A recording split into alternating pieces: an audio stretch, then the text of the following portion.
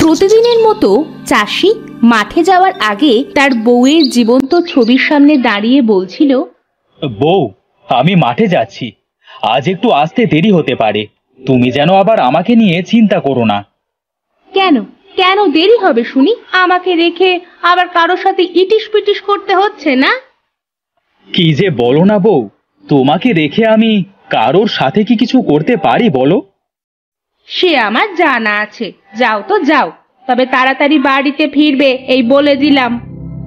বউ, তুমি মরে গিয়েও পাল্টালে না, সেই আগের মতোই হয়ে রয়ে গেলে। আমি পাল্টালে তোমায় জ্বালাবে কে শুনি? হ্যাঁ বউ, তুমি যদি আজ বেঁচে থাকতে তবে কতই না ভালো হতো। তুমি ঝগড়া করলেও তুমি যে আমার বড্ড শখের বউ।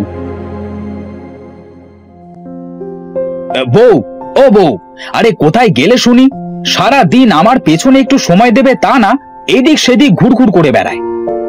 বলি কি হয়েছেটা কি শুনি? সারা দিন এত চিল্লাও কেন? সারা দিন কি তোমার পিছু পিছু ঘুরঘুর করলে চলবে? বাড়িতে যে এত কাজ পড়ে আছে, সেটা কি তোমার দাদা এসে করবে? এই দেখো, এর ভেতরে আবার আমার দাদাকে টানছো কেন শুনি?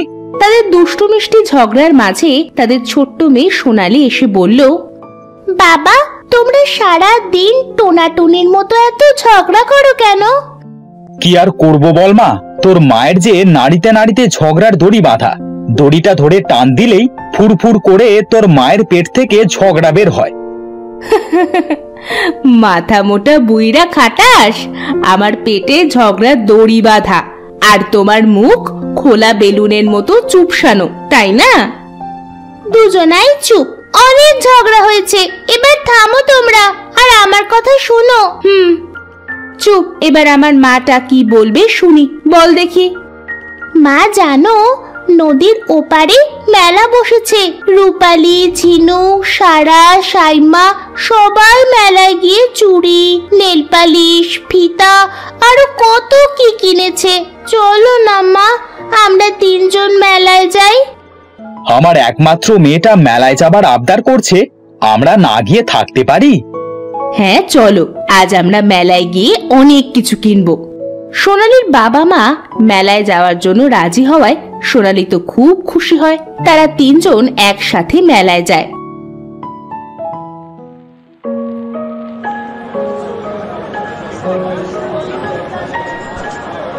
মেলায় গিয়ে তারা তাদের মেয়ের জন্য অনেক কিছু কেনে। হঠাৎ রত্না চাষিকে বলল, ওগো, এবার বাড়িতে চলো, আমার শরীরটা তেমন ভালো লাগছে না, মনে হচ্ছে এক্ষুনি পড়ে যাব।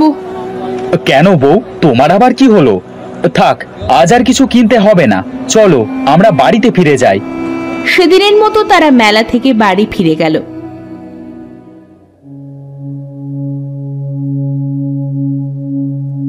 বাড়ি ফিরেই রত্না মাথা ঘুরে নিচে পড়ে গেল। চাষি তার বউকে এভাবে পড়ে যেতে দেখে খুব ভয় পেল। বউ ওঠো, কি হলো তোমার?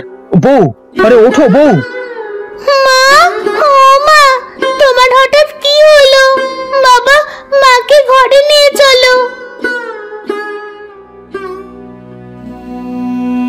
চাষি তার বউকে সুস্থ করার জন্য অনেক চিকিৎসা করালো, কিন্তু কোনো মতেই চাষির বউ সুস্থ হচ্ছিল না। কয়েকদিন পরে চাষির বউ চাষিকে বলল, ওগো, আমি মনে হয় আর বাঁচবো না, আমার সময় মনে হয় শেষ হয়ে আসছে।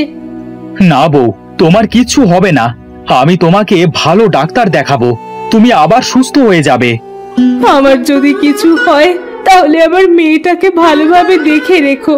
চাষির বউ কথা বলতে বলতে মারা গেল। চাষি ও তার মেয়ে সোনালী তো খুব ভেঙে পড়ল। কয়েকদিন পরে সোনালী তার বাবাকে বলল, বাবা, মা তো মারা গেল, বেশ কিছুদিন হলো। এভাবে আর মন খারাপ করে না থেকে এবার মাঠে যাও, অবহেলায় তো খেতে সব ফসল নষ্ট হয়ে যাবে। বাবা। হ্যাঁ মা, আমিও ভেবেছি কাল থেকে মাঠে যাব। তোর মা মারা যাবার পরে বাড়িটা বড্ড ফাঁকা লাগে রে। হ্যাঁ বাবা, আমার তো বাড়িতে একটুও ভালো লাগে না। হ্যাঁ রে মা, তোর মায়ের ঝগড়ার কথা খুব মনে পড়ে। তোর মা সারা জীবন ঝগড়া করুক, তারপরেও যদি আবার ফিরে আসতো। মরা মানুষ কি কখনো ফিরে আসে বাবা? যাও, এখন রাত হয়েছে, ঘুমিয়ে পড়ো। মাকে নিয়ে আর চিন্তা করো না।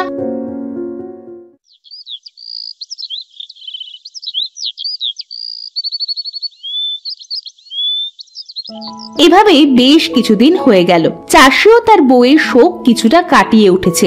একদিন সে মাঠ থেকে ফেরার সময় মাটিতে চোট খেয়ে পড়ে যায়।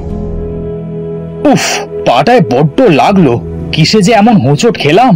চাষি চারিদিকে তাকিয়ে দেখলো মাটির নিচে একটা ফ্রেমে চোট লেগেছে। ফ্রেমটা সোনার মতো চিকচিক করায় চাষি মাটি থেকে সেটা বের করে হাতে নিয়ে বলল, এটা তো দেখতে ফ্রেমের মতো, তবে এটা সোনার মতো চিকচিক করছে কেন?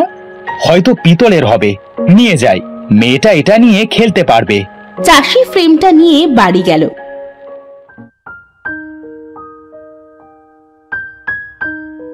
ফ্রেমটা বারান্দায় রেখে সোনালীকে বলল, মা সোনালী, আমাকে খাবার দে মা, খুব যে খিদা পেয়েছে। বাবা তুমি বসো, আমি তোমার জন্য এখনই খাবার আনছি। সোনালী তার বাবার জন্য খাবার আনলো। চাষি খেতে বসলো। তখন সোনালী বারান্দায় থাকা ফ্রেমটা দেখে বলল, বাবা এই ফ্রেমটা কোথায় পেলে? দেখতে তো খুব সুন্দর। মাঠ থেকে আসবার সময় এই ফ্রেমে চোট লেগে পড়ে গেছিলাম, তাই মাটি থেকে উঠিয়ে একেবারে বাড়ি আনলাম। ভালো করেছো বাবা। মায়ের ওই ছবির পাশে দেয়ালে টাঙিয়ে দি বাবা। তা দে মা, তোর যেটা ভালো লাগে সেটাই কর। সোনালী ফ্রেমটা নিয়ে দেয়ালে টাঙিয়ে দিল।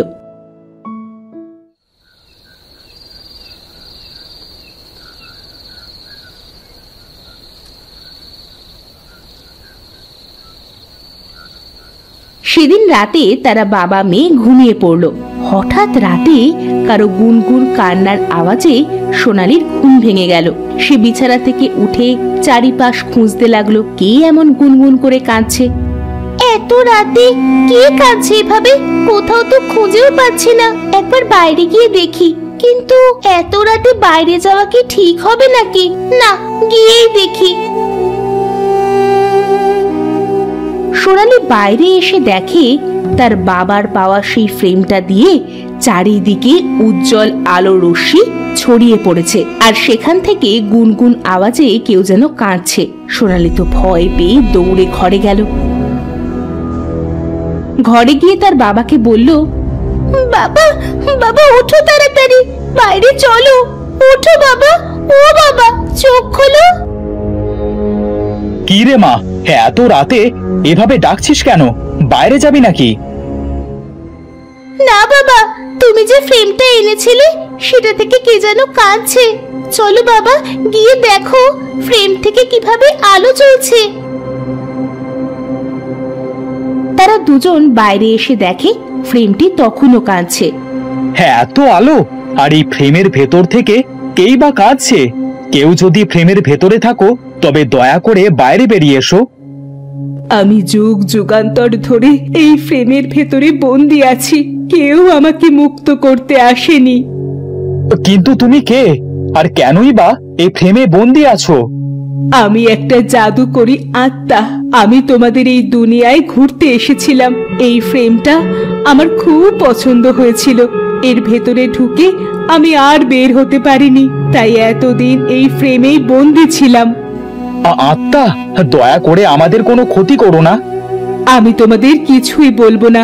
তোমরা আমাকে এই ফ্রেম থেকে মুক্ত করো, আমি আমার দুনিয়ায় ফিরে যাই। কিন্তু আমরা তোমাকে কিভাবে মুক্ত করব? ফ্রেমের ঢাকনাটা খুলে দিলেই আমি মুক্ত হয়ে যাব। আচ্ছা, আমি তোমাকে এক্ষুনি মুক্ত করে দিচ্ছি। চাষি গিয়ে ফ্রেমের ঢাকনাটা খুলে দেওয়ার সাথে সাথেই বন্দি আত্মাটা বেরিয়ে এলো।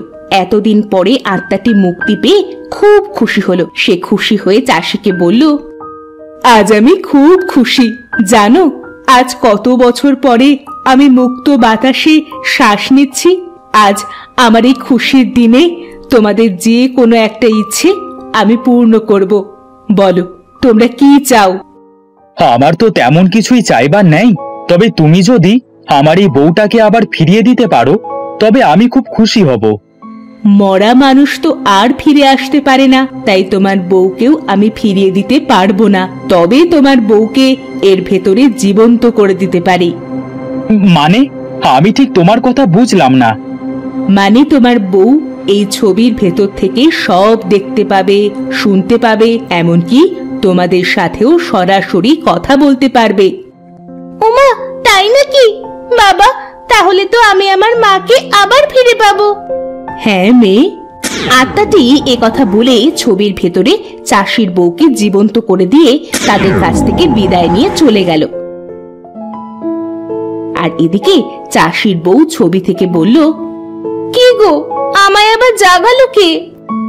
বউ, তুমি সত্যি কথা বলছো? তোমাকে তো ওই ভালো আত্মাটি জাগিয়েছে। চাষি তখন তার বউকে সব বলল। সব শুনে চাষির বউ বলল, খুব ভালো হয়েছে। এ কয়দিন ঘুমিয়ে থেকে তুমি কি করেছো আমি কিছুই দেখতে পারিনি, আজ থেকে আবার দেখতে পাবো। মা সোনালি, দেখ তোর মা আবার আমার সাথে ঝগড়া শুরু করেছে, দেখছিস মা? তোমরা সারা জীবন ঝগড়া করো, তারপরেও আমরা যে সবাই আবার এক